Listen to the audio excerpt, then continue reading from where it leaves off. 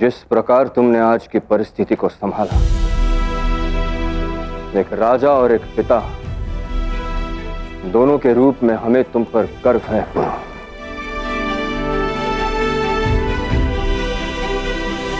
किंतु अब हमारे समक्ष और भी बड़ी चुनौती आ गई है।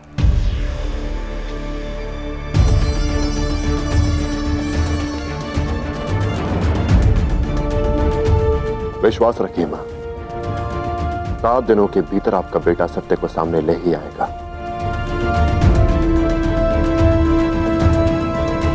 मुझे विश्वास है पुरु कि ऐसा ही होगा, परंतु जिस तरह से तुमने और लाची ने अपना संयम रखकर भावनाओं और कर्तव्यों के बीच में जो संतुलन बनाकर रखा, उससे यह विश्वास और भी दृढ़ हो गया कि तुम दोनों न्याय के लिए मार्ग ढूंढ ही लोगे। बस चिंता इस बात की है कि न जाने लाची को अपने ही लोगों के किस प्रकार के व्यवहार का सामना करना पड़ा होगा, और वो भी इस न्याय के पश्चात। न्याय? क्या सुमेर इसी न्याय के योग्य था लाची? लोग न्याय नहीं कर पाते क्योंकि कभी उनके पास अवसर नहीं होता, तो कभी अधिकार।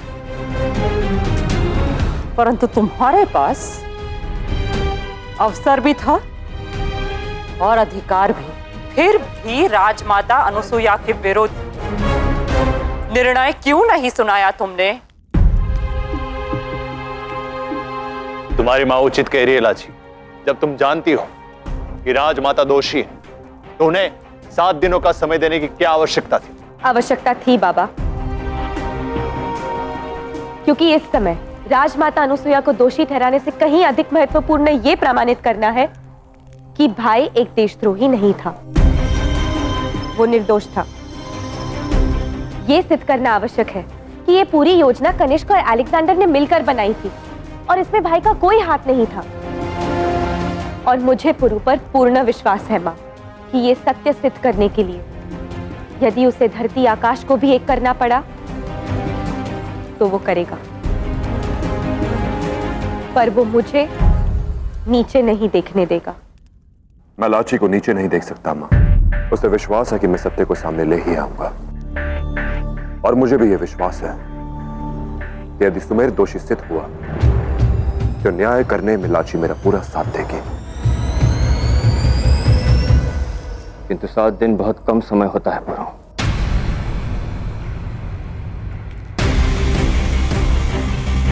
हमें तुरंत प्रभाव से इस कार्य में लगना होगा। हाँ पिताश्री, और यह केवल एक ही व्यक्ति सिद्ध कर सकता है कि सुमेर दोषी था या नहीं।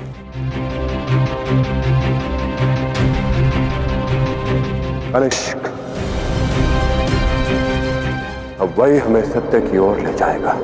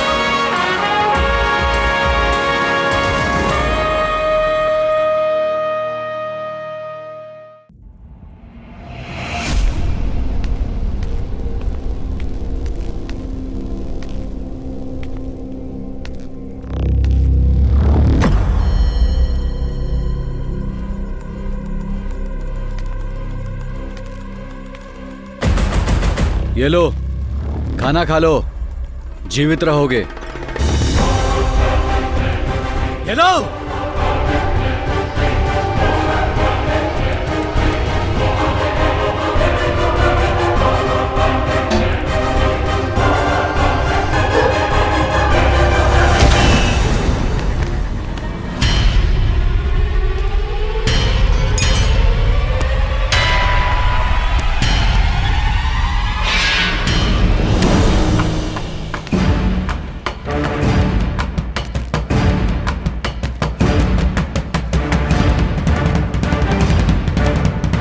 चाणक्य की जगह पोरस को उसी के भाई की लाश मिलेगी।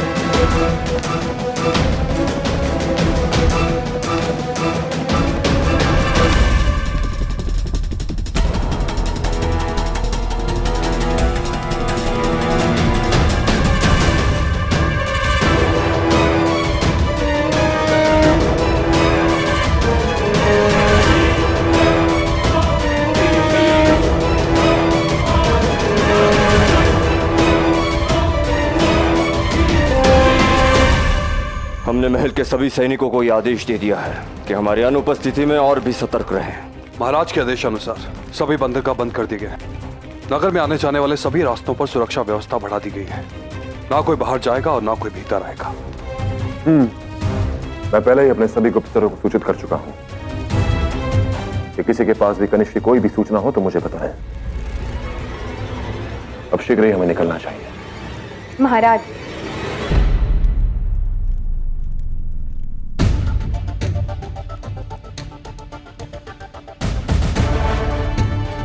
हम बाहर तुम्हारी प्रतीक्षा करेंगे।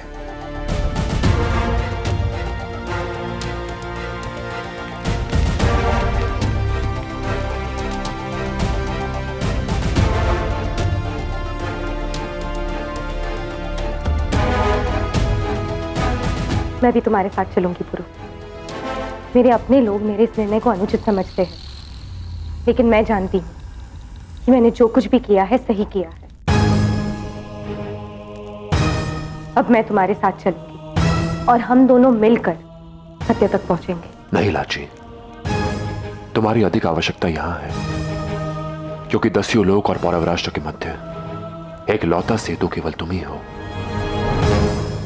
और हमारी अनुपस्थिति में यहां के हालात और भी बिगड़ सकते हैं। मैं हमारे परिवारों को हर कष्ट में नहीं देख सकता।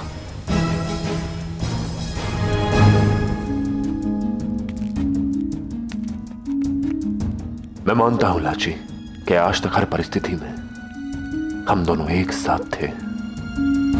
और यकीन मानो मेरा, मुझे आज भी तुम्हारे उसी साथ की आवश्यकता है, परंतु तुम्हें वो साथ यहां रहकर देना होगा, यहां की परिस्थितियों को संभालकर।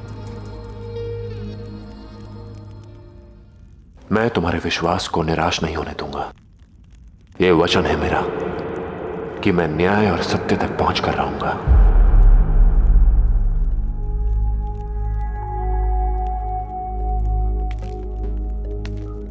पुरु, शीघ्र लौटना और सुरक्षित भी।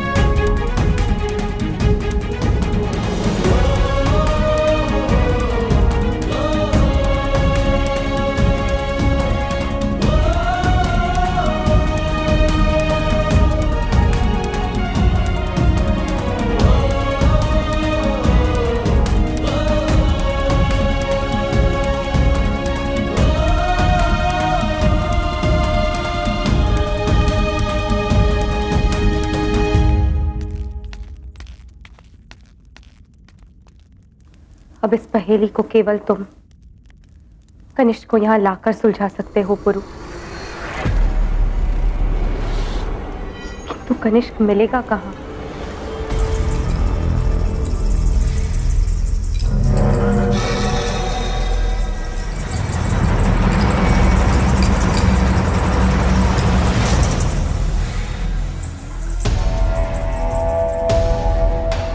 तुम्हें क्या लगा तुम यहां से बच के भाग जाओगे?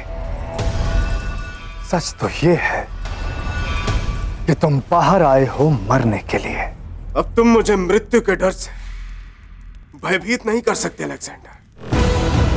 मुझे अपनी गलती का आभास हो चुका है। यदि मुझे मरना है तो अपने देश में अपने परिवार के लोगों के हाथों मरना चाहूंगा, जिनके साथ मैंने विश्वासघात किया। वही मेरा प्रायश्चित होगा।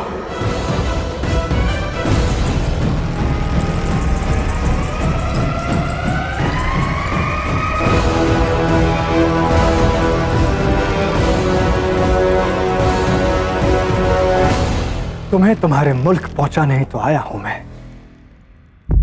पर जिंदा नहीं, मुर्दा। तुम्हारी लाश पोरस के लिए मेरी तरफ से एक तोहफा होगी। मत भूलो, मैं महाराज पुरुषोत्तम का भाई और महाराज बमनी का पुत्र हूं,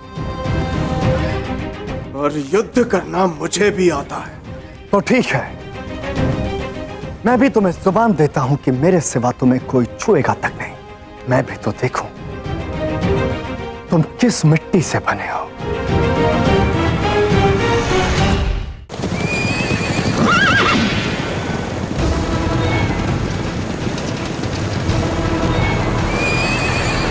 यदि मेरा अनुमान सही है तो पौरव राष्ट्र से भागने के पश्चात केवल एक ही स्थान है जहां कनिष्क शरण ले सकता है।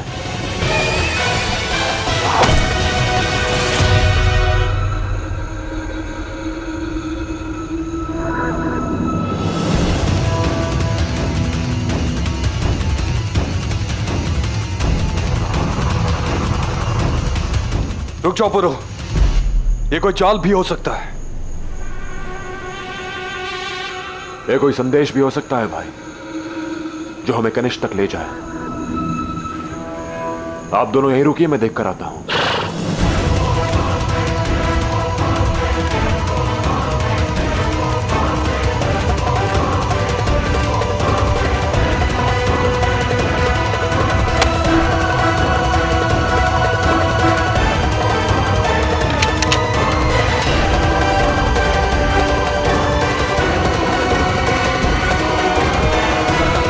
ये संदेश हमारे किसी गुप्तचर का ही है। मेरा अनुमान सही था। कनिष्क किस समय तक्षशिला में है। अब क्या करें पुरु? अलेक्जेंडर और अम्बिराज की सैनिक हर दिशा में घात लगाए बैठे होंगे।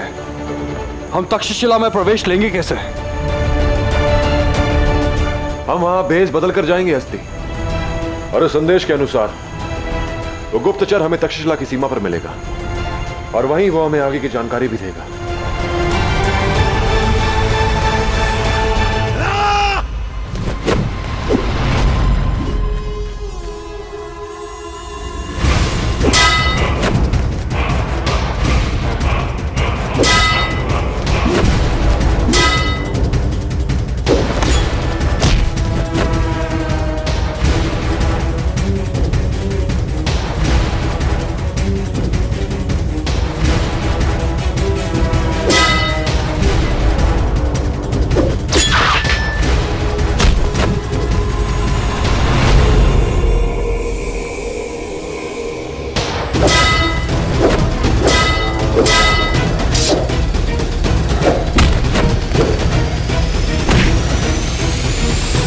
रुको क्लेटस, एलेक्जेंडर का हुक्म है कि इन दोनों के पीछे कोई नहीं आएगा। और वैसे भी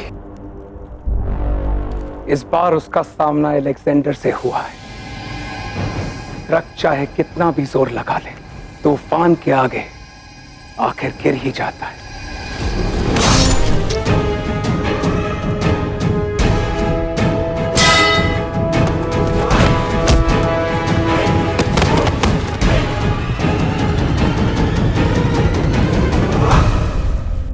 मुकाबले के लिए ललकारने से पहले तुम्हें यह याद रखना चाहिए कि तुम्हारा मुकाबला है किसके साथ। पर क्या फायदा? याद रखने के लिए जिंदा रहना पड़ता है। चलो तुम्हें एक मौका और देता हूं मैं, और अब देखते हैं कि तुम अब भी यहां से भागने में कामयाब हो पाते हो या नहीं।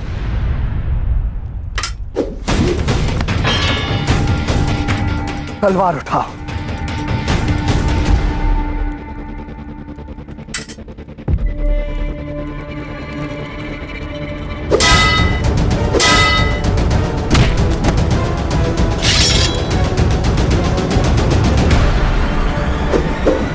नहीं फेस्टियन,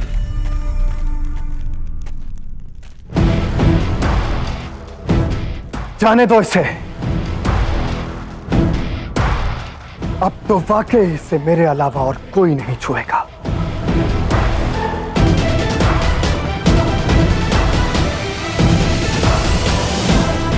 मेरे खून के एक एक कतरे की कीमत चुकानी होगी इसे। देखते हैं मौत इसे कहां तक दौड़ाती है और जिंदगी कहां तक इसका साथ देती है।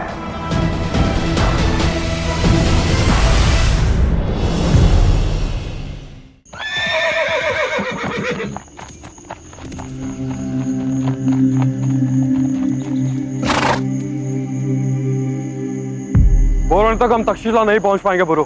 नहीं हस्ती, हमें आज रात को ही वहां पहुंचना होगा। आज यदि आचार्य चाणक्य हमारे साथ होते हैं तो कनिष्क की तलाश में हमारी सहायता अवश्य करते हैं। ना जाने वो कहां होंगे। तुम सब जानते हो तुम्हें करना क्या है। बस हर समय सजग रहना होगा। यह कार्य इतना सरल नहीं है। आप चिंता ना करें आचार्य, हम तैयार हैं। सब कुछ आपके निर्देशानुसार ही होगा।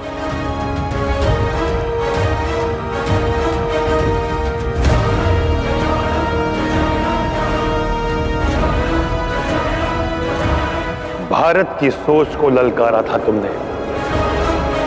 अब एक बार पुनः तुम देखोगे कि एक भारतीय की बुद्धि कितनी बलशाली होती है।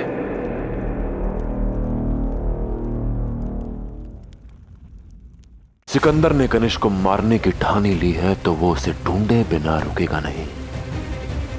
इससे पहले कि कोई अमंगल हो, हमें कनिष्क को अलग अलग दिशाओं में ढूंढना ही होगा।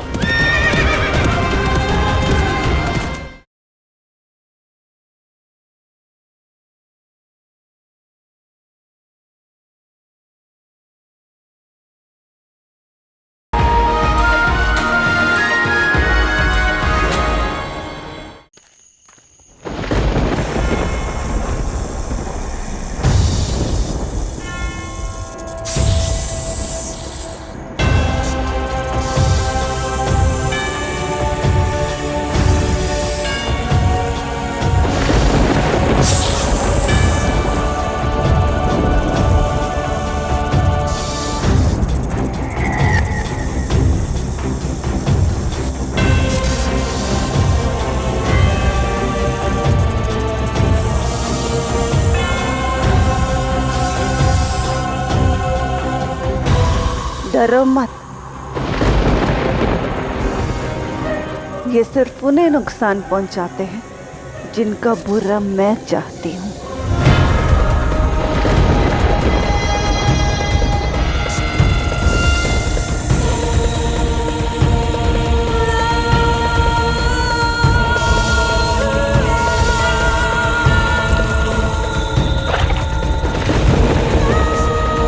आज मैं पूरी रात अलेक्जेंडर के लिए इबादत करूंगी। ख्याल रहे, मेरी इबादत में किसी भी तरह की खलल नहीं होनी चाहिए।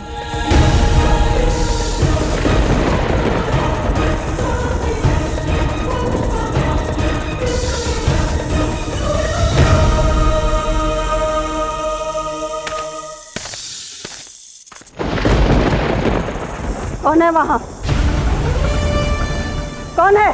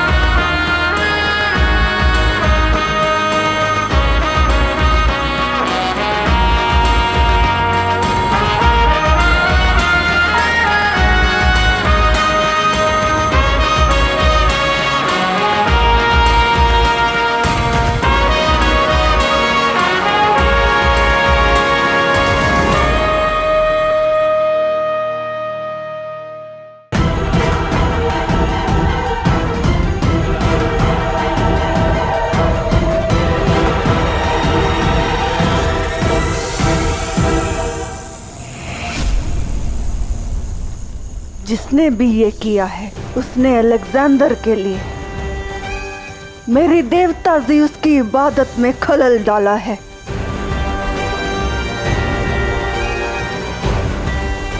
जिसने मेरी इबादत को नापाक किया उसे मरना होगा। तुम उसे मारोगे। लेकर चलो मुझे उस तक।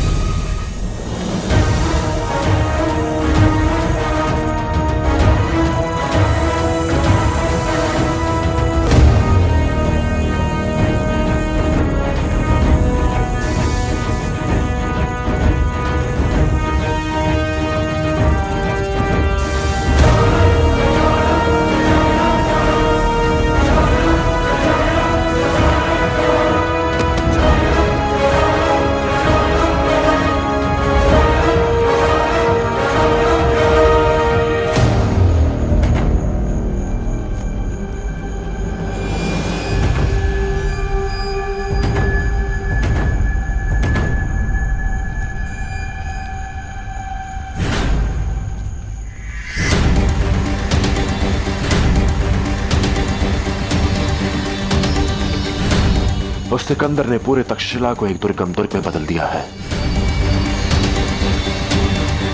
आगे अश्वों पर बड़े तो शत्रु की दृष्टि में आ जाएंगे। हम यहां से आगे पैदल जाएंगे और हमें शीघ्र इस गुप्तचर को भी ढूंढना होगा जो हमारी प्रतीक्षा कर रहा है।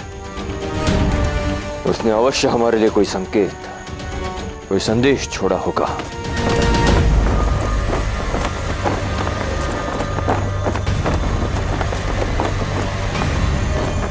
वो रहा संकेत।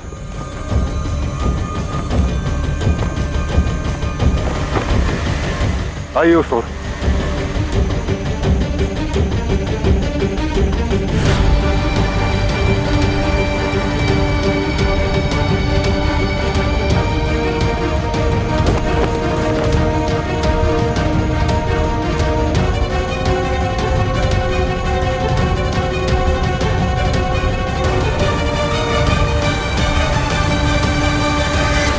प्रणाम महाराज। प्रणाम पौरव श्रेष्ठ। कनिष्क की कोई सूचना, कोई समाचार? महाराज, अलेक्जेंडर ने उनके साथ बहुत ही बुरा व्यवहार किया है।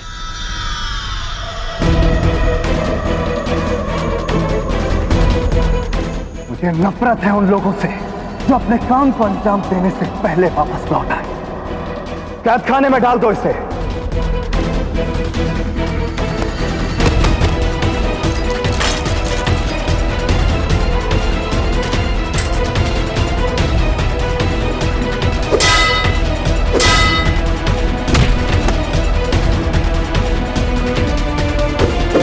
नहीं फेस्टियन। अब वो है कहां? उसके विषय में कोई सूचना? वो जंगल मार्ग से होते हुए पौरव राष्ट्र की ओर निकला है, किंतु अलेक्जेंडर ने अपने सैनिकों का जाल पूरे जंगल में बिछा रखा है। इससे पहले कि वो सिकंदर के हाथों लगे, हमें कनिष्क को ढूंढना ही होगा।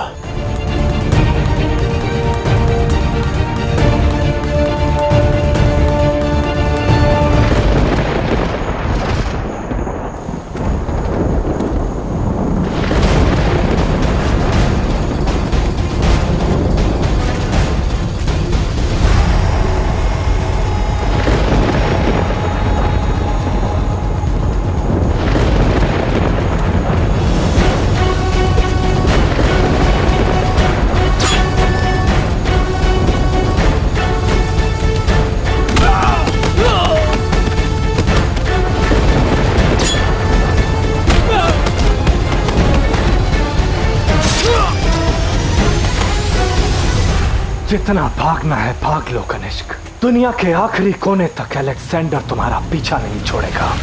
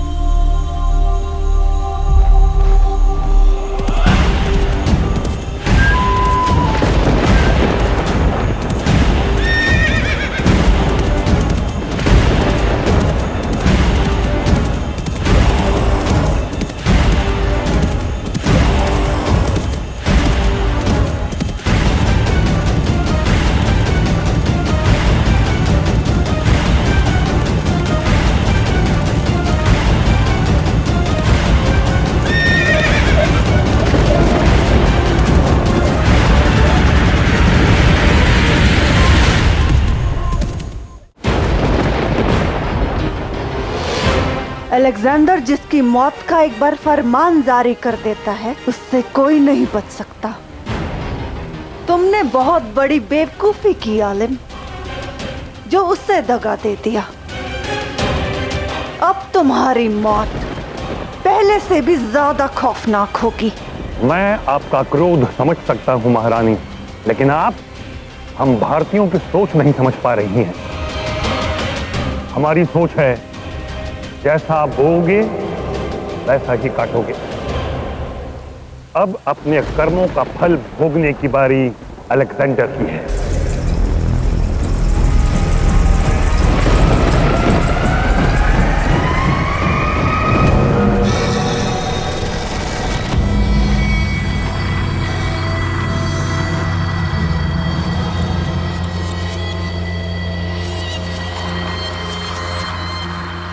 अब उससे भी बड़ी बेवकूफी, जो ओलंपिया को कैद करने का ख्वाब देख रहे हो। मैं ज़ियस की सबसे अजीज हूँ और उसकी पनाह में हूँ। अब तुम देवता ज़ियस का जलाल देखोगे।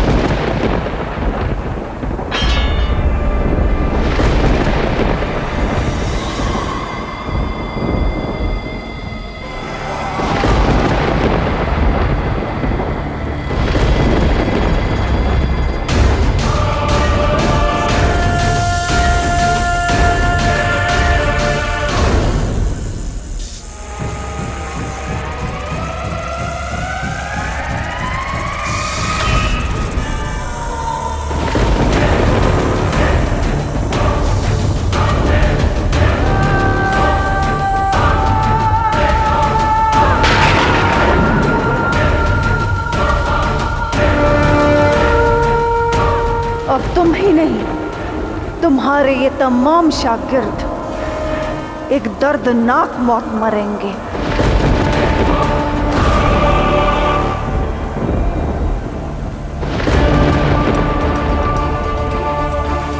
ये सांप इतने जहरीले हैं कि इंसान तो क्या, जंगली भालू को भी एक पल में मौत की नींद सुला दें।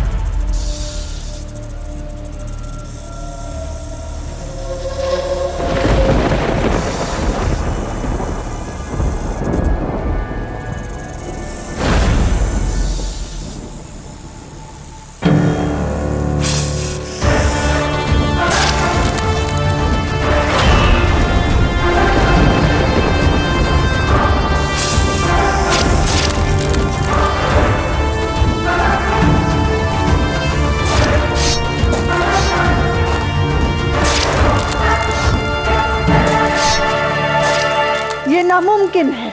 धातु की छड़ को निरंतर घीसते रहने से वो तलवार बन जाती है।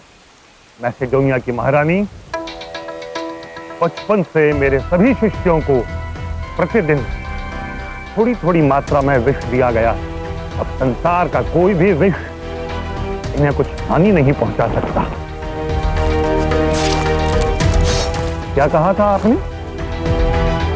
जलाल, अपने देवता ज़ियस का कोई और जलाल दिखाना चाहेंगी महारानी?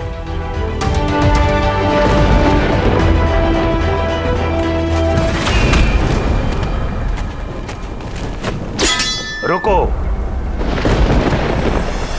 यदि महारानी मेरी हत्या करना चाहती हैं तो उन्हें एक अवसर देना चाहिए। आगे बढ़िए महारानी।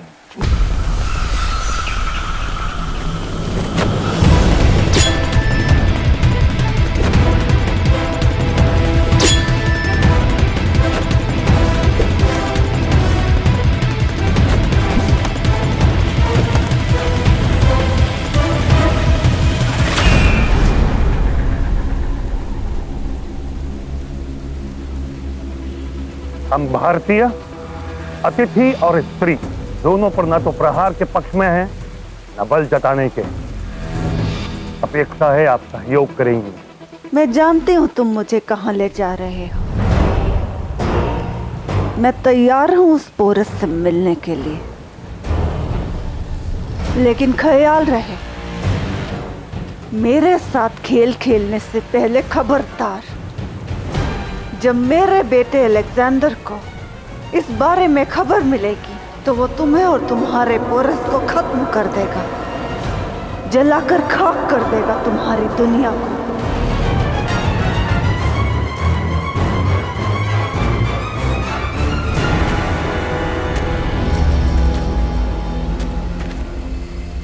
मुझे क्या करना है मैं भली भांति जानता हूं, लेकिन आपकी भूमिका कितनी महत्वपूर्ण है यह आपको पौरव राष्ट्र जाने के पश्चात पता चलेगा।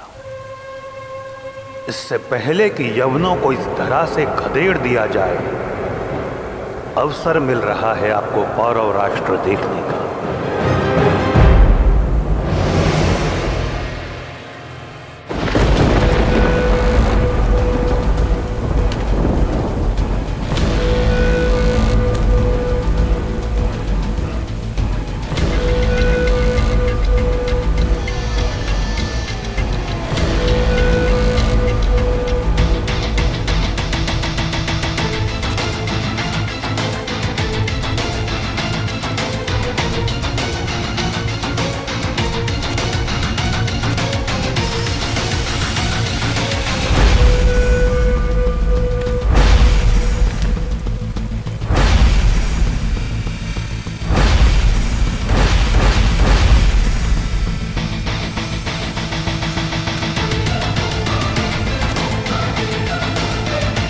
यदि सिकंदर ने कनिष्क को मारने की ठानी ली है तो वो उसे ढूंढे बिना रुकेगा नहीं। इससे पहले कि कोई अमंगल हो, हमें कनिष्क को अलग अलग दिशाओं में ढूंढना ही होगा।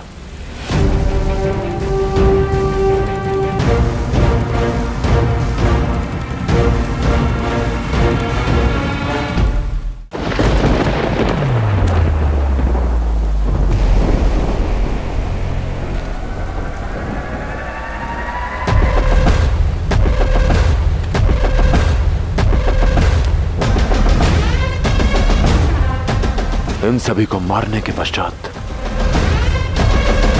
कनिष्क गया कहां होगा?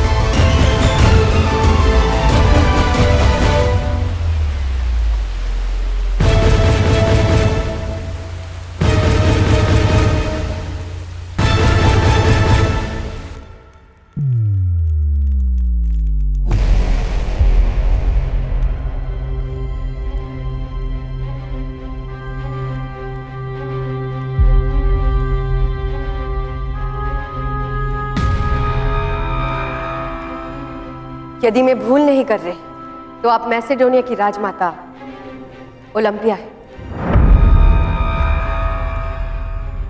पौरव राष्ट्र में आपका स्वागत है।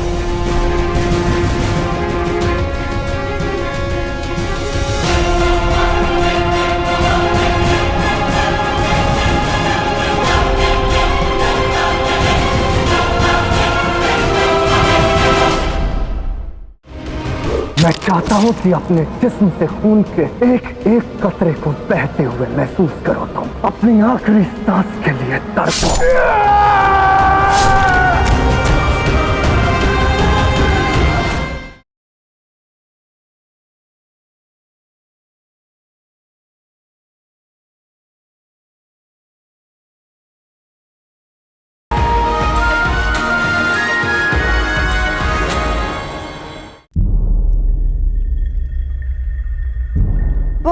खूब।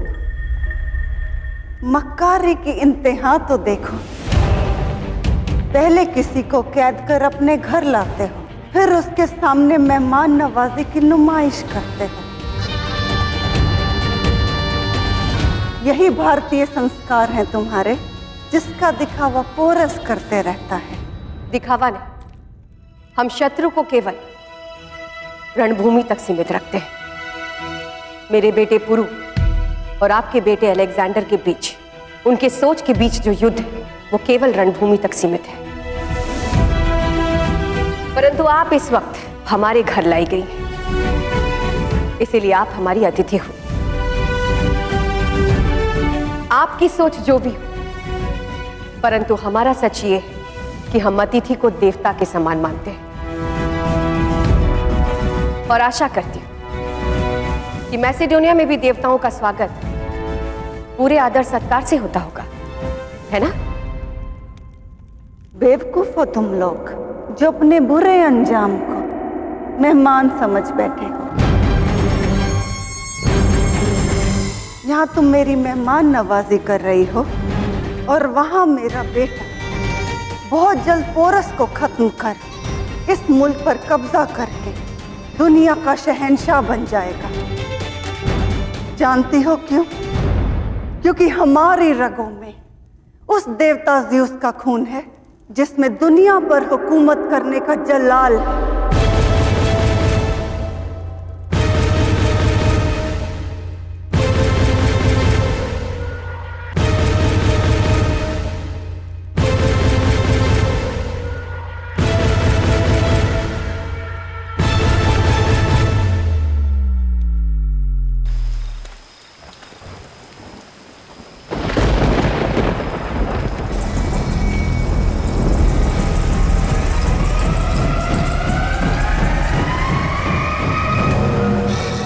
कनिष्क,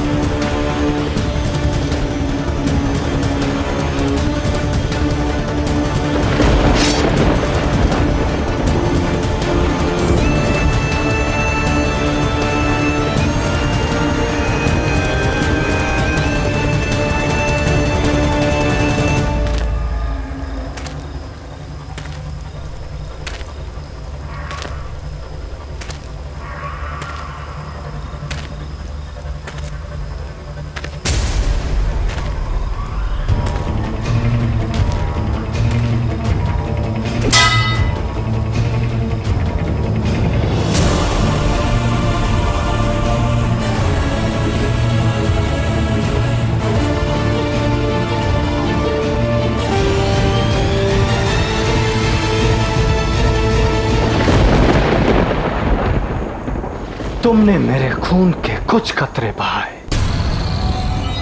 अब मैं तुम्हारे जिस्म में खून का एक कतरा भी नहीं रहने दूंगा।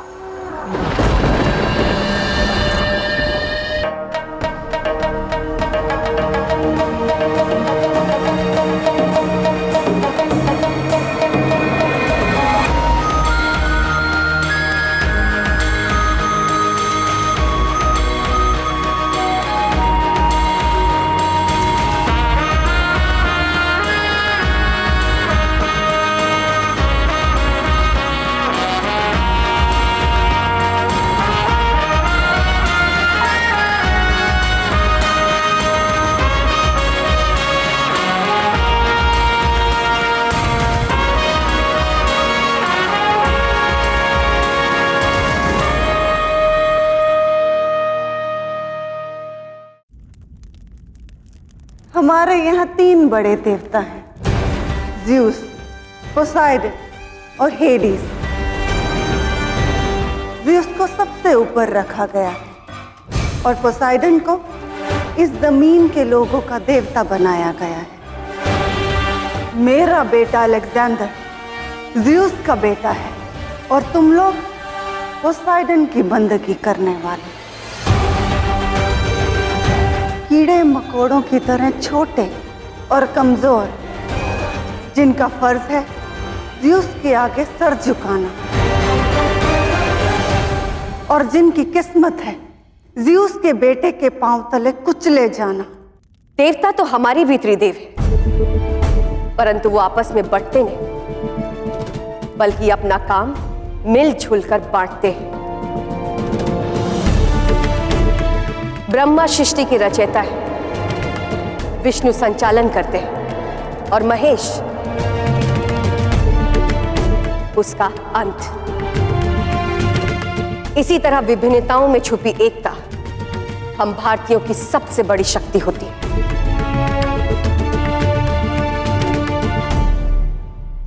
ये बड़े बड़े फलसफे सिर्फ तुम लोगों की कमजोरी को छिपाने के पर्दे हैं बस। सच तो ये है कि तुम लोग जहलम की धार के पीछे छिप कर बैठे हो, इस इंतजार में कि एक दिन हम यहाँ से लौट जाएंगे। ताकत और जलाल वो होता है जो हमने दिखाया। आज मैसेडोनिया की सरहद काफी आगे तक बढ़ चुकी है। इजिप्ट, बेबीलोन और फारस हिंदू कुश की सरहद में है, और कल भारत भी इस सरहद का एक हिस्सा होगा। बहादुरी अपनी सरहद में सिमटे रहना नहीं, बहादुरी अपने इरादों को हकीकत बनाने के लिए की गई सालों तक की मेहनत में है। 10 सालों से मैसेडोनिया की फौज अपने घर से, अपने वतन से दूर हर मुश्किल को चीरते हुए आगे बढ़ रही है, सिर्फ इसलिए ताकि इस मुल्क पर अपना कब्जा जमा सके। तुम लोग जंग की मुखालत करके मोहब्बत के फसाने इसलिए बयां करते हो क्योंकि तुम लोग बुज़दिल हो, खौफज़दा। किसी दूसरे मुल्क को जीतकर उस पर हुकूमत करना तुम्हारे खून में ही नहीं है।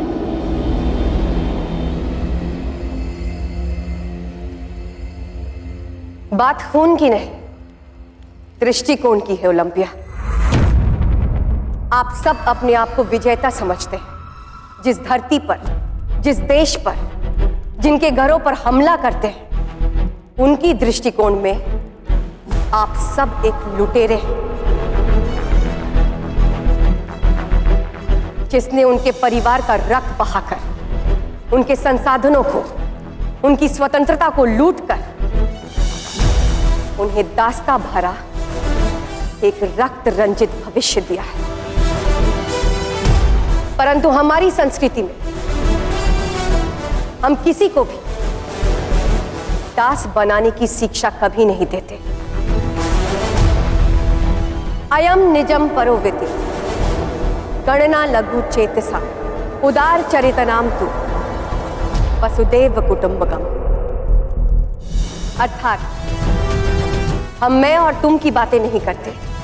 हमारे लिए समस्त संसार एक कुटुंब के समान है, और यदि कुटुंब में मतभेद हो तो हम उसे प्रेम से समझाते हैं, उस पर प्रहार नहीं करते।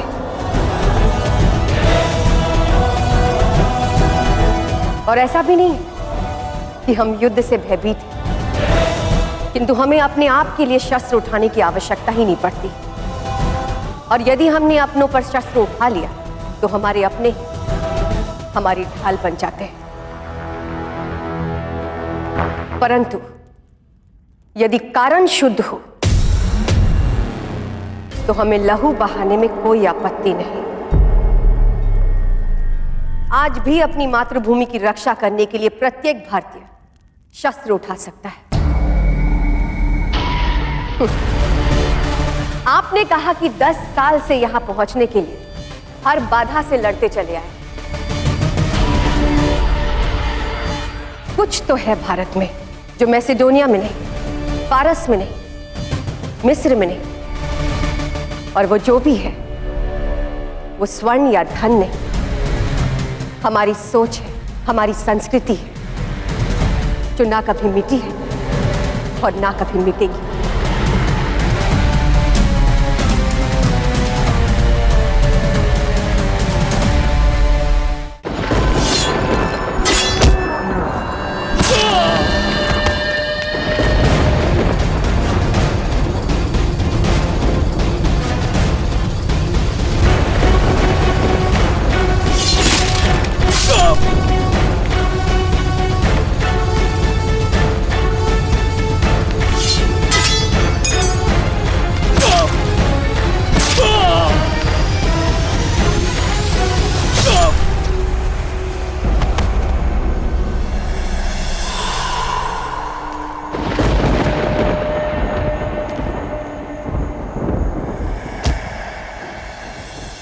तुम्हें इसी वक्त मौत देना बहुत आसान है मेरे लिए, पर मैं तुम्हें तड़पते हुए देखना चाहता हूं, अपनी जिंदगी की भीख मांगते देखना चाहता हूं।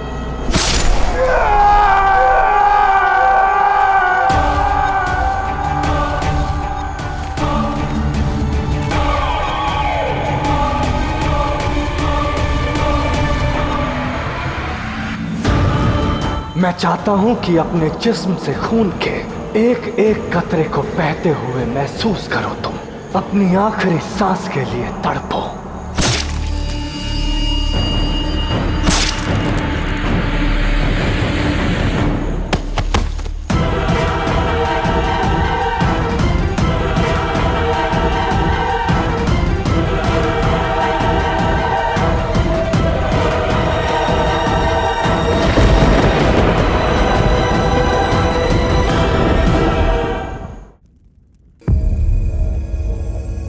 खेद है कि आपने भारत पर शासन करने का स्वप्न तो देख लिया, परंतु भारत को नहीं समझ पाई। समझ तो तुम नहीं पाई हो मल्लिकाए पौरव। तुम्हारा बेटा पोरस और ये आलिम चाणक्य बड़ा गुरूर है ना एक भारत पर जो लोग जाति मसलों से न ऊपर उठ पाए वो एक होकर अपने मुल्क को क्या खाक बचाएंगे। तुम्हारा अपना भाई पोरस की मौत चाहता है। सुना है कि सालों पहले उसने तुम्हें भी मारने की कोशिश की थी। फिर किस अखंड भारत की बात करते हो तुम लोग? तुम लोगों से एक खानदान तो जोड़कर नहीं रखा गया, फिर पूरे मुल्क को क्या खाक जोड़ पाओगे? अपने मुल्क के लिए तकरीरें अच्छी दे देती हो, लेकिन इस मुल्क की तकदीर कुछ और ही है। घुन तो गेहूं की हर फसल में कहीं ना कहीं तो होता ही है, राजमाता ओलंपिया। वैसे सुना तो मैंने भी है कि कैसे आपके पति को मारकर आपको विधवा बनाया गया, और किसने उनके शव पर पांव रखकर मैसेडोनिया का सिंहासन पाया। अत्यधिक शक्ति की चाह रखना व्यक्ति की मति को भ्रष्ट कर देती है, फिर चाहे वो भारत हो या फिर मैसेडोनिया। एक बात स्मरण रहे हमारे सैनिक भय से या मुद्रा की लाभ से नहीं लड़ते। यहाँ हर देश प्रेमी के मन में अखंड भारत का स्वप्न धड़कन बनकर गूंजता है। और जब तक ये सोच, ये विचार जीवित है, पुरु की भांति इस मातृभूमि के ऐसे कई रक्षक जन्म लेंगे और अखंड भारत के इस स्वप्न की रक्षा आप जैसे विदेशियों से करते रहेंगे। तो बहुत जल्द ये सपना मेरे बेटे अलेक्जेंडर के पांव तले कुचला जाएगा।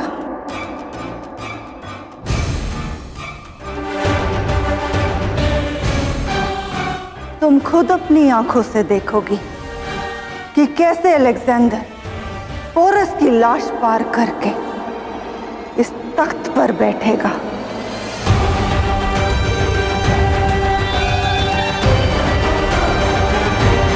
आचार्य,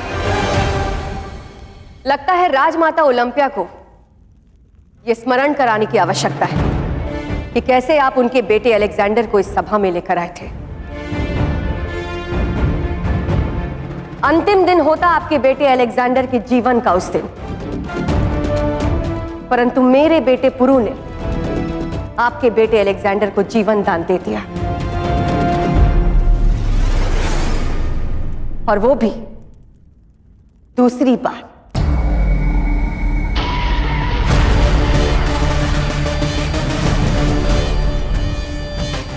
वो बहुत बड़ी गलती की पोरस ने, जिसका खामियाजा पूरा भारत भुगतेगा।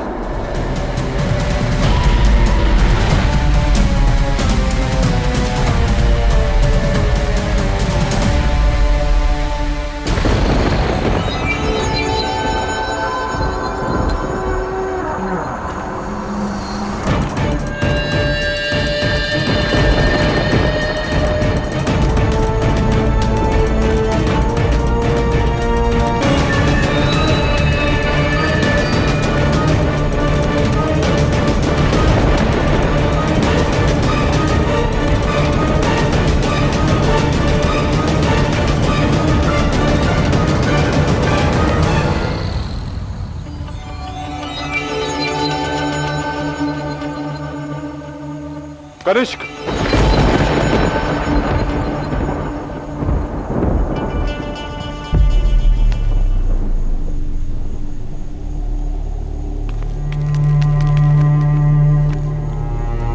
कनिष्क, आंखें खोलो पुत्र।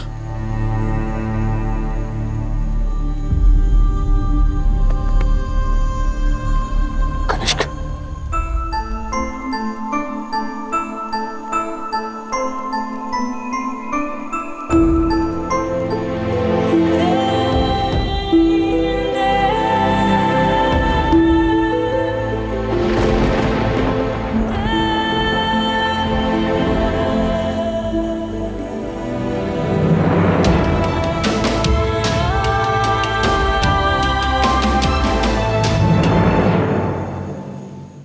घोड़ों और फौज को तैयार करो हेफेस्टियस। मैं आज रात ही झेलम पार करके उन पौरवों पर हमला करना चाहता हूँ। मेरे पास एक ऐसी योजना है जो पूरे घटनाक्रम को और अधिक रोचक बना देगी।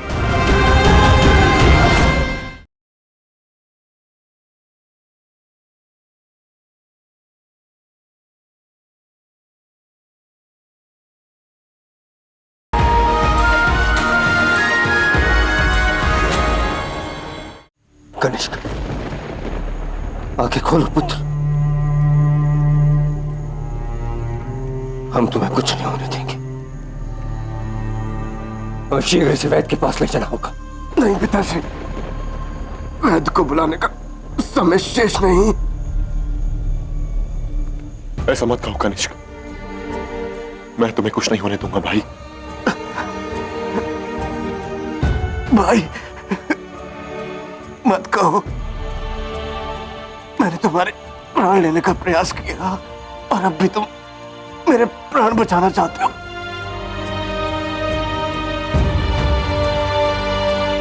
हाँ पिताश्री, ये जानना आपके लिए बहुत आवश्यक है। पुरु के विवाह के उत्सव वाले दिन मैंने उसके प्राण लेने का प्रयास किया। ये मेरी और सुमेर की योजना थी।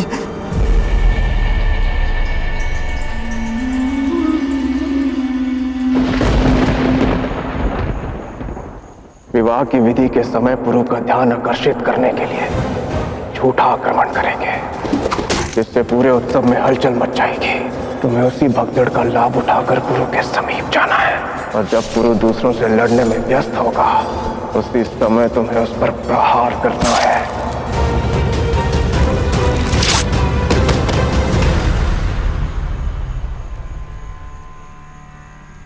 पिताश्री, मैं आपका पुत्र बनने का पात्र नहीं था। मैं उसका पात्र था जो अलेक्जेंडर ने मेरे साथ किया। जो पुत्र अपने पिता की गर्दन पर तलवार रख के शत्रुओं से हाथ मिलाए, उसकी मृत्यु शत्रु के हाथों ही उचित है।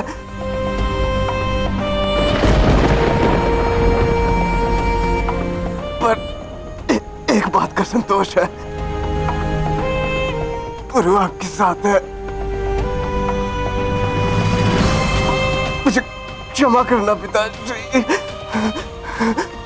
मैं पुरु की तरह अच्छा पुत्र नहीं बन पाया।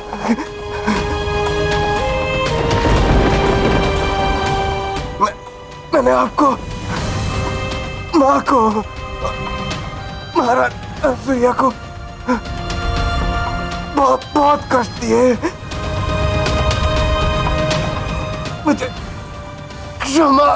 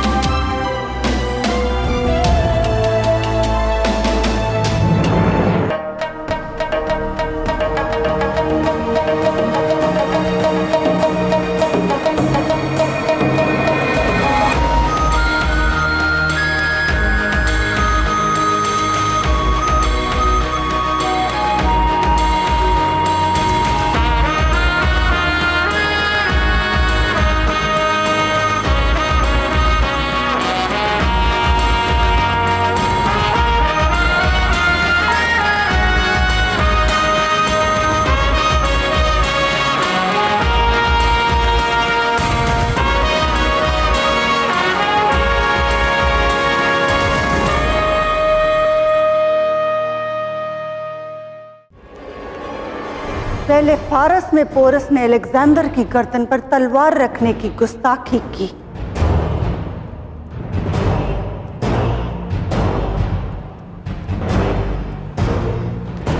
और अब ये बेवकूफ आलिम मुझे यहाँ अगवा करके ले आया। जब अलेक्जेंडर को पता चलेगा तो इस महल की चौखट पर आएगा, और इस महल की ही नहीं बल्कि इस मुल्क की ईंट से ईंट बचा देगा।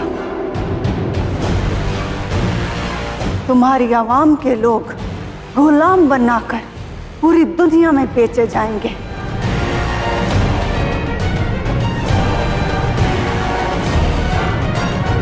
और जब गुलामी के बोझ तले झुके कंधों पर जुल्म का चाबुक बरसता है, तो बहते खून के साथ अखंड भारत का सपना भी बह जाएगा।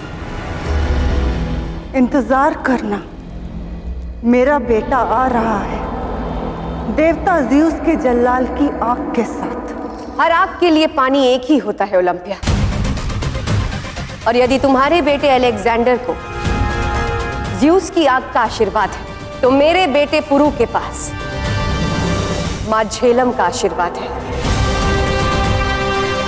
और मां झेलम में इतना जल है कि एक नहीं ऐसे सैकड़ों सिकंदरों की आग ठंडी करते हैं। बहुत पहले एक व्यापारी व्यापार के बहाने हमारी मातृभूमि पर अधिकार जमाने की मंशा लेकर आया था। हमने उसे दूध और खांड भेंट किया ताकि वो हमारे साथ मिलकर ठीक उसी तरह रहे जैसे दूध और खांड मिलकर रहते हैं, और वो हमारे साथ मित्रता का स्वाद बढ़ाए। परंतु उसने ऐसा नहीं किया। उसने दूध में नींबू डालकर उसे फाड़ने का प्रयास किया, हमारे लोगों को विभाजित करके उन पर शासन करने की योजना बनाई। जानती हैं उसके साथ क्या हुआ? मेरे पुत्र पुरु ने उसकी वो दशा की कि वो भारत तो पा ना सका, उल्टा अपने देश भारत से हाथ धो बैठा।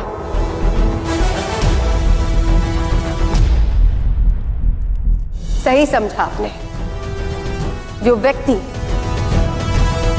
पारस का शाह डरायस था,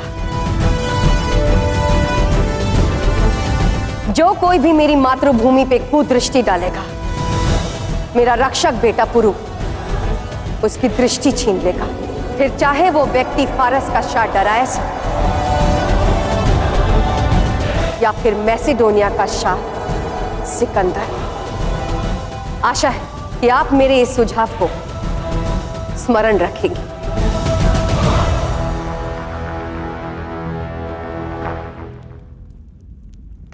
अब मैं अनुमति चाहती हूं।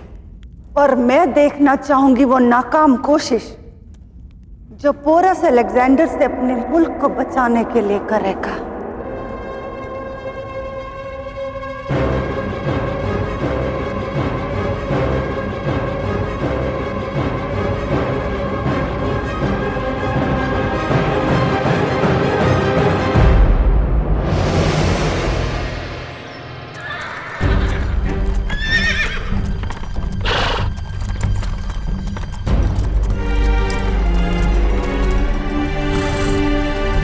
सभी को सूचित कर दो भाई कि आपातकालीन सभा के लिए सभागृह में एकत्रित हो जाए। पर याद रहे, जो घटा उसके विषय में किसी को भी भनक नहीं पड़नी चाहिए।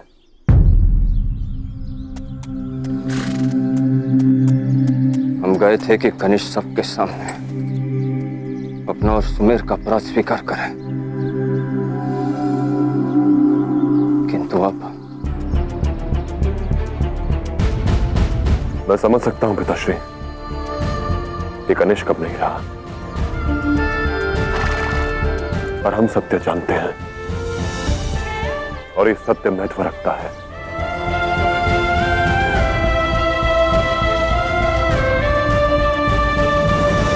तुम कुछ बता क्यों नहीं रहे हो हस्ती? ऐसा क्या हुआ कि आपातकालीन ये सभा बुलानी पड़ी? कुछ कहो हस्ती। सावधान, पौरव नरेश पधार रहे हैं।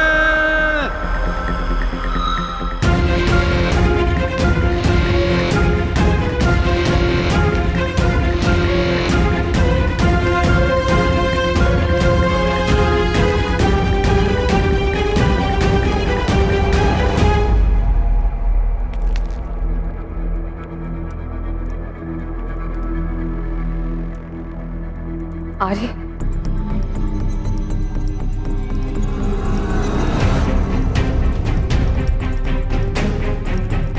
इस आपातकालीन सभा को बुलाने का कारण क्या है पौरवराज? यह सिद्ध करने के लिए कि सुमेर दोषी है या नहीं। न्याय सभा में 7 दिनों का समय मिला था।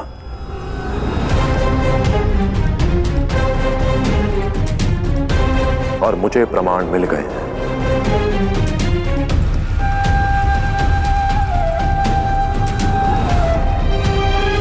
क्या सिद्ध हुआ? मुझे मारने की योजना में सुमेर सिकंदर के साथ था या नहीं, ये जानने की एकमात्र कड़ी कनिष्क था। हमें सूचना मिली कि कनिष्क तक्षशिला में शरण ले रहा है। इसलिए उसे ढूंढने मैं, पिताश्री और हस्ती वहां पहुंचे। हमने उसे ढूंढ भी लिया और क्या पुरु? क्या कहा कनिष्क ने?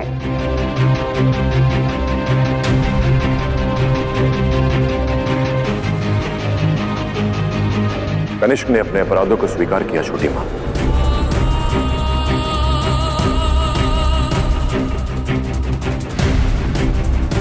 और उसने यह भी स्वीकार किया कि अलेक्जेंडर के आदेश पर उसने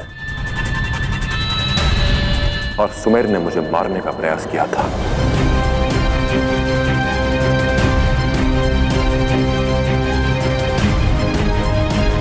और इस बात के साक्षी महाराज हस्ती और पिताश्री स्वयं हैं।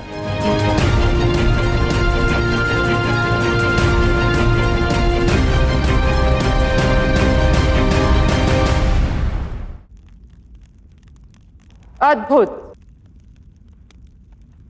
कितना सरल न्याय है ना। तुम्हें कनिष्क की सूचना मिली, वो तुम्हें तक्षशिला में मिल भी गया, उसने अपना अपराध भी स्वीकार कर लिया।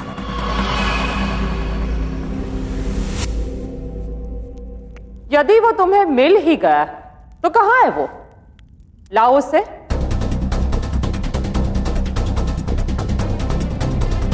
इस न्याय सभा में प्रस्तुत करो, ताकि सिर्फ पौरव श्रेष्ठ और सेनापति ही नहीं, हम भी इस प्रमाण के साक्षी बने।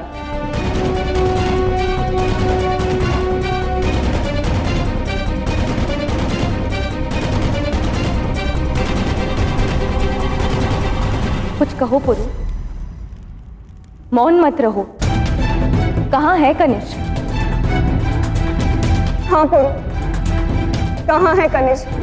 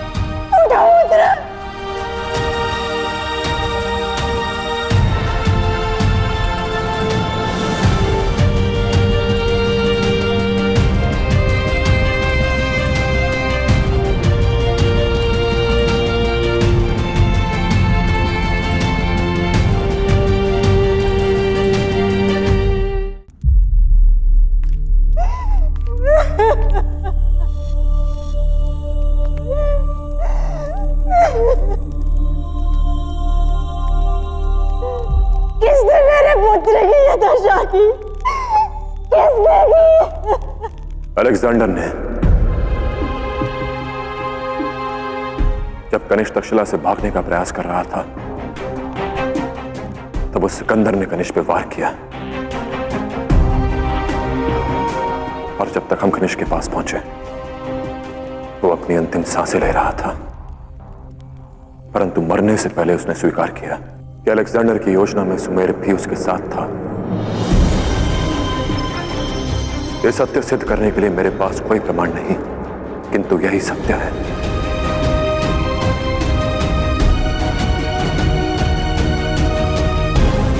हमारे विवाह समारोह में सुमेर ने मेरे प्राण लेने का प्रयास किया, इसीलिए उसका अंत करने के अतिरिक्त मेरी मां के पास और कोई मार्ग नहीं बचा था।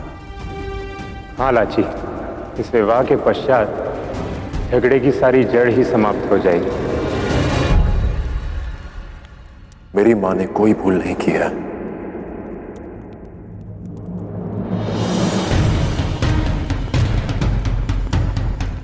और यह सत्य सिद्ध करने का इकलौता प्रमाण कनिष्क था, परंतु वो अब नहीं रहा। भले आपको मेरी बात पर विश्वास हो या ना हो, पर सत्य यही है। नहीं पुरु, मेरे लिए तुम्हारा बोला एक एक शब्द प्रमाण के समान है। इससे अतिरिक्त मुझे और कोई प्रमाण की आवश्यकता नहीं।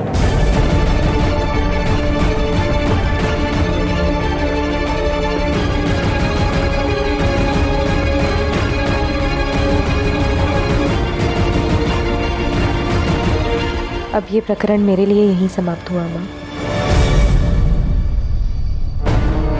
अब सब कुछ स्पष्ट है। यदि मेरे भाई के स्थान पर और कोई भी होता तो उसका भी यही अंत हुआ होता।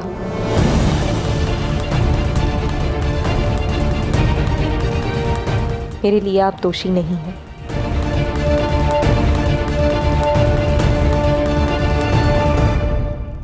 एक बार फिर से पुरु के प्रति लाची का प्रेम उस पर हावी हो गया है। वो ये मान कैसे गई कि सुमेर एक देशद्रोही है? ये न्याय नहीं है, परंतु राजमाता अनुसुया को बचाने के लिए रचा गया षड्यंत्र है। जंगल में मोर नाचा, किसने देखा? बमनी, हस्ती और पुरु ने। ये सभी एक ही परिवार के सदस्य हैं। केवल इन तीनों के कहने से मैं ये स्वीकार नहीं कर सकता कि मेरा पुत्र सुमेर देशद्रोही था।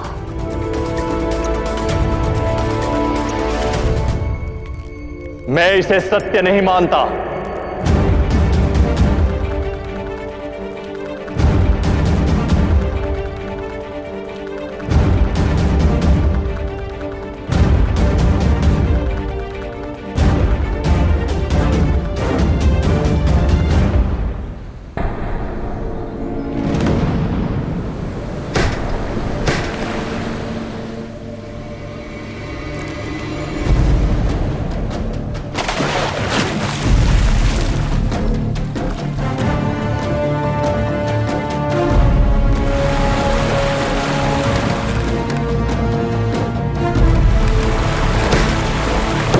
घोड़ों और फौज को तैयार करो हेफेस्टियन। मैं आजमाना चाहूंगा कि यह पुल हमारी फौज का वजन उठा भी पाएगा या नहीं। मैं आज रात ही झेलम पार करके उन पौरवों पर हमला करना चाहता हूं और पोरस को मौत के घाट उतारने से पहले उसे अपनी मां के कदमों में झुकाना चाहता हूं।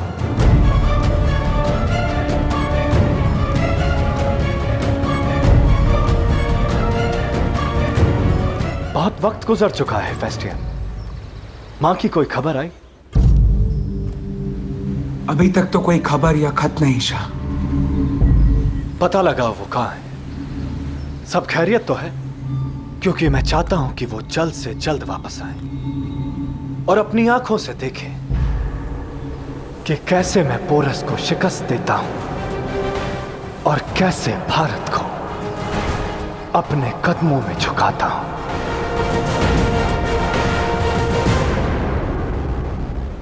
सुमेर को अपराधी सिद्ध कर न केवल उनका परंतु सारे 10 युवासियों का अपमान किया गया है। हम इसी क्षण 10 लोग लौट रहे और लाची भी हमारे साथ आ रही है, क्योंकि ये विवाह हमारे लिए मान्य नहीं।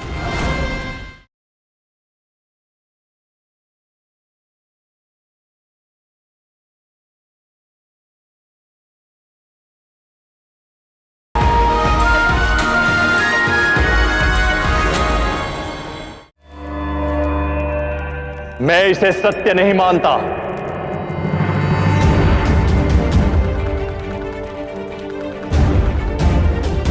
पुरु सत्य कह रहा है।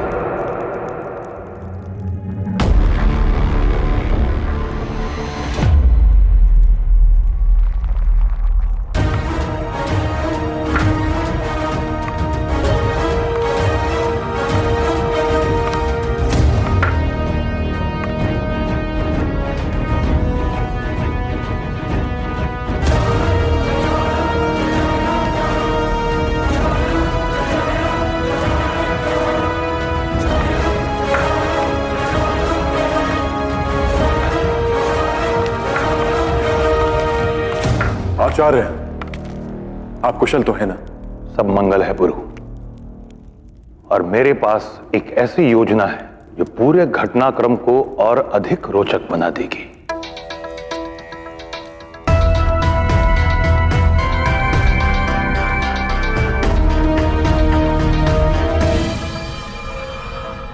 हाँ, यह सत्य है कि कनिष्क ने सुमेर के साथ मिलकर पुरु को उसी के विवाहोत्सव में मारने की योजना बनाई थी।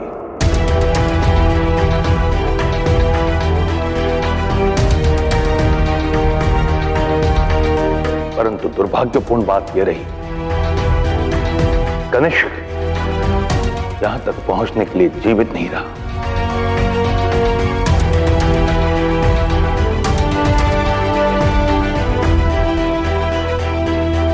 सत्य को प्रमाण की बैसाखियों की आवश्यकता नहीं होती आचार्य।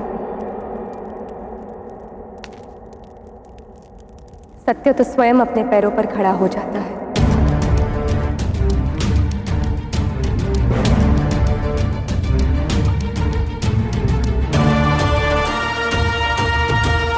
पुरु ने सदा सत्य का साथ दिया है बाबा। ये वही पुरु है जो भाई के प्राण बचाने के लिए स्वयं पौरव राष्ट्र जाकर अकेले सारी सेना से भिड़ गया था। ये वही पुरु है जिसने अपने भाई कनिष्क को कारागार में डाल दिया था क्योंकि वो एक देशद्रोही था।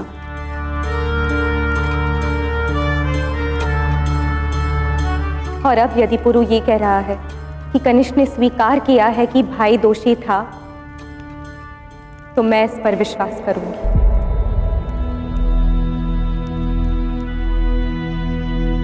क्योंकि वैसे भी मरता हुआ व्यक्ति झूठ नहीं बोलता बाबा। मैं विनती करती हूं कि हम इस प्रकरण को यही विराम दे दें और भविष्य के बारे में सोचें।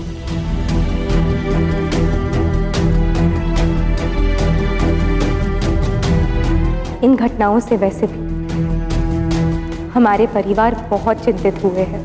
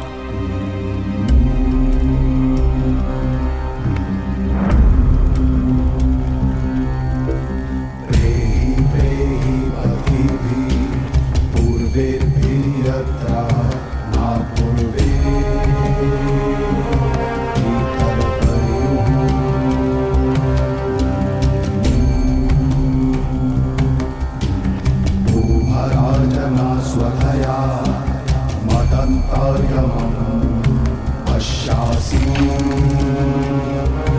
वरुणं च दिवम्।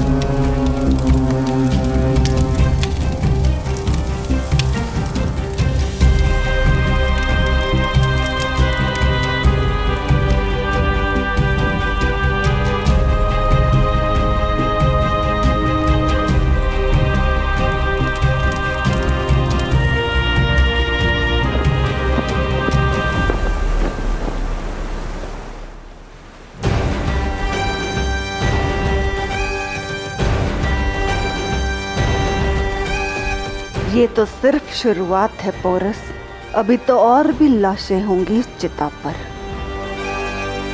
तुम्हारे खानदान के लोगों की, तुम्हारे अजीज लोगों की, और आखिर में तुम्हारी लाश होगी जब मेरा बेटा अलेक्जेंडर तुम्हें अपने हाथों से मौत देगा।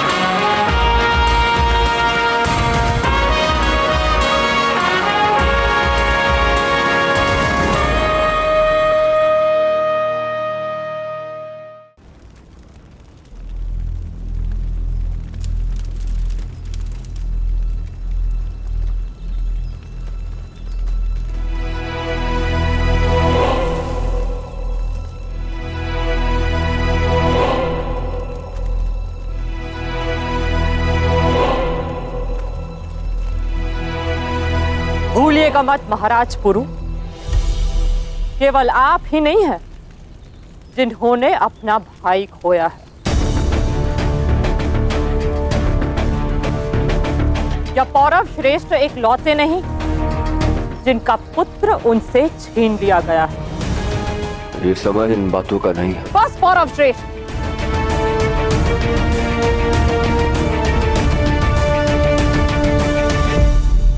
कभी समय मांगते हैं और कभी कहते हैं कि ये समय नहीं। आपके परिवार की इस कुटिल राजनीति से हम तंग आ गए।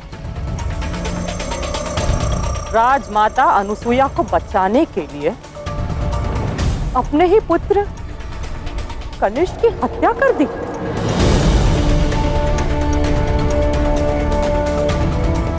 और फिर इस घृणित कर्म को छुपाने के लिए भावुकता का स्वांग रचा रहे।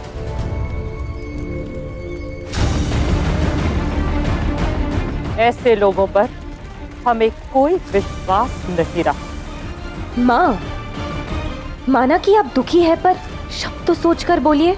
नहीं लाची, आज तुम बीच में नहीं बोलोगी। दस्यु है हम, लूटना हमारे आजीविका का साधन है, परंतु देशद्रोही नहीं है हम, और ना ही मेरे पुत्र का देशद्रोही होने का कोई प्रमाण है। ऐसे में सुमेर को अपराधी सिद्ध कर ना केवल उनका परंतु सारे दस्युवासियों का अपमान किया गया है।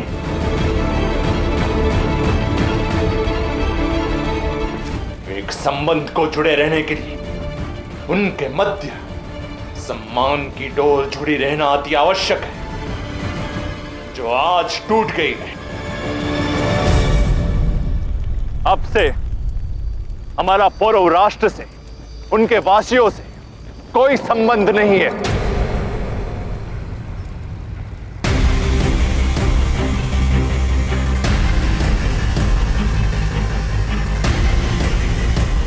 दस्युराज, आवेश में आकर इतना बड़ा निर्णय ना ले। आप सब अब पौरव राष्ट्र के अटूट भाग हैं, और आपकी पुत्री अब हमारे परिवार का एक सदस्य है। जिस परिवार ने मेरे परिवार के होने वाले मुखिया को छीन लिया, उससे कोई संबंध नहीं रख सकते हम इसी क्षण 10 लोग लौट रहे और लाची भी हमारे साथ आ रही, क्योंकि ये विवाह हमारे लिए मान्य नहीं।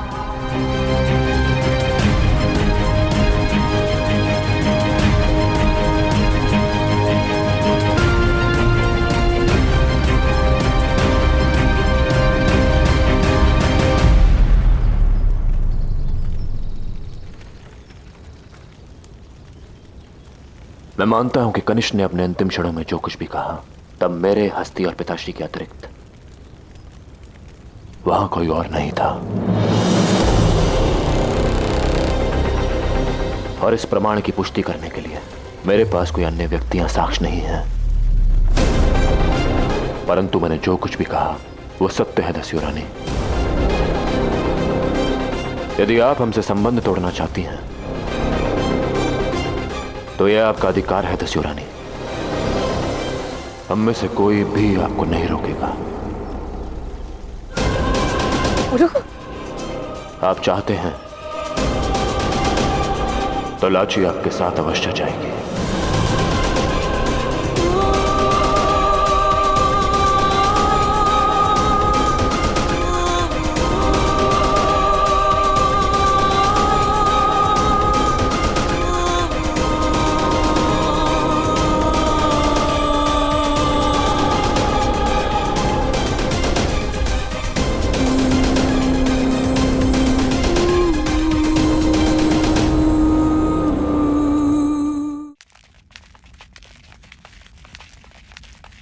भोजन ग्रहण कर लीजिए।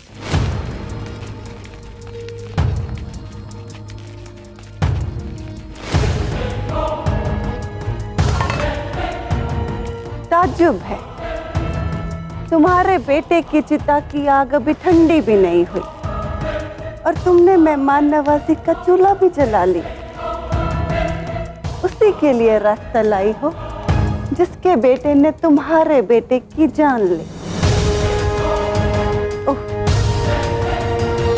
अब ये मत कहना कि तुम्हारे यहाँ ये रस्म है कि बेटे की मौत के बाद पहला खाना दुश्मन को खिलाया जाता है।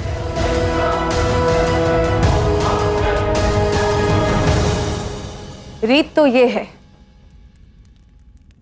कि जब किसी के घर में मृत्यु होती है तो उनके घरों में कुछ दिनों तक चूल्हा नहीं जलता, दिवंगत आत्मा के शोक के लिए, उसकी आत्मा की शांति के लिए। और हाँ, आसमान का सीना यदि बिजलियों के कड़कने से घायल होता है तब भी धरती को पानी देना उसका कर्तव्य बनता है, और ये मेरा कर्तव्य है। मैं जानती हूं कि मैं उसे भोजन देने आई हूं जिसके बेटे ने कनिष्क की हत्या की।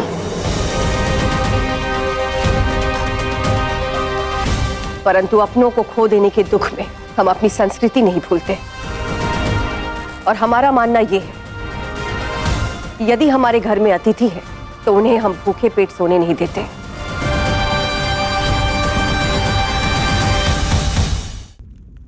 वाकई मैं तो फिदा हो गई। कमाल की फितरत है तुम भारतीयों की। कैसे अपने दर्द को छुपाकर मेहमान नवाजी करने का दिखावा करते हो। वैसे क्या पेश करते हो अपने मेहमानों को? ये बेस्वाद घटिया भारतीय खाना। ले जाओ इसे, मुझे इसे खाने में कोई दिलचस्पी नहीं।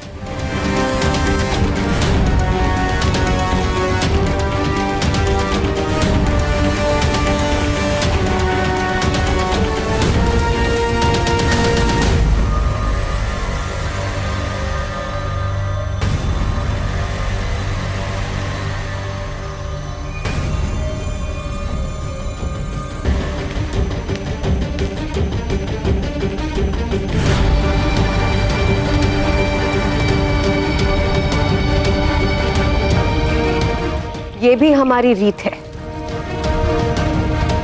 कि हम अतिथि को वही भोजन परोसे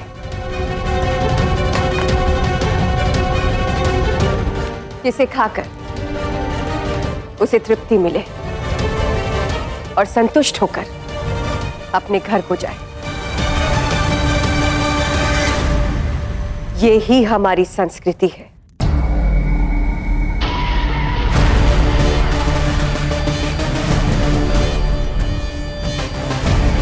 ये बेकार के ढकोसले करना बंद करो।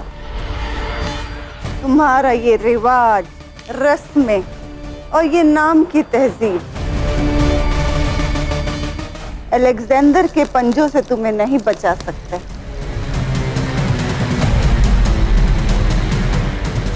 इसलिए मेहमान नवाजी में वक्त जाया मत करो।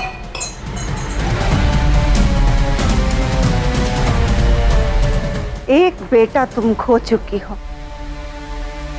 और दूसरे के पास वक्त कम है। जितनी कोशिश कर सकती हो कर लो, वरना मेरा बेटा झेलम की धार को पोरस के खून से लाल कर देगा। उसी झेलम की शपथ ली है। मेरे बेटे पुरु ने ये अलेक्जेंडर झेलम पार करके हमारी मातृभूमि पर कभी अधिकार नहीं जमा पाएगा, क्योंकि मेरा बेटा पुरु ना कोई शपथ और ना ही कोई काम अधूरा छोड़ता है। इसीलिए प्रतीक्षा कीजिए उस क्षण जिस दिन दुनिया जीतने वाले सिकंदर को मेरा बेटा पुरु खाली हाथ लौटाएगा।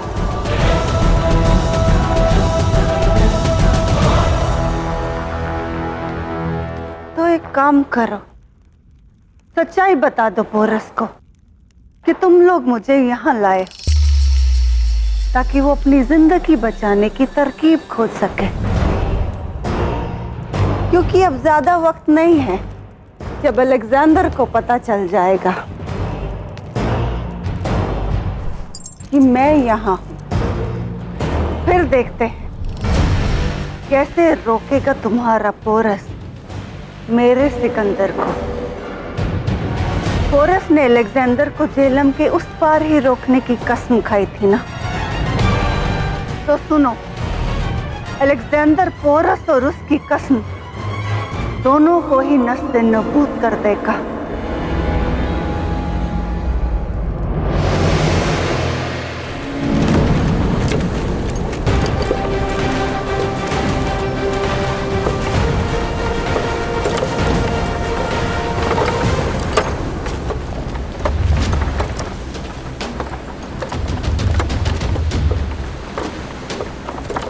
यही एक रास्ता है जिसके जरिए मैं अपनी पूरी फौज के साथ जल्द से जल्द बौरव मुल्क पर कूच कर सकता हूं।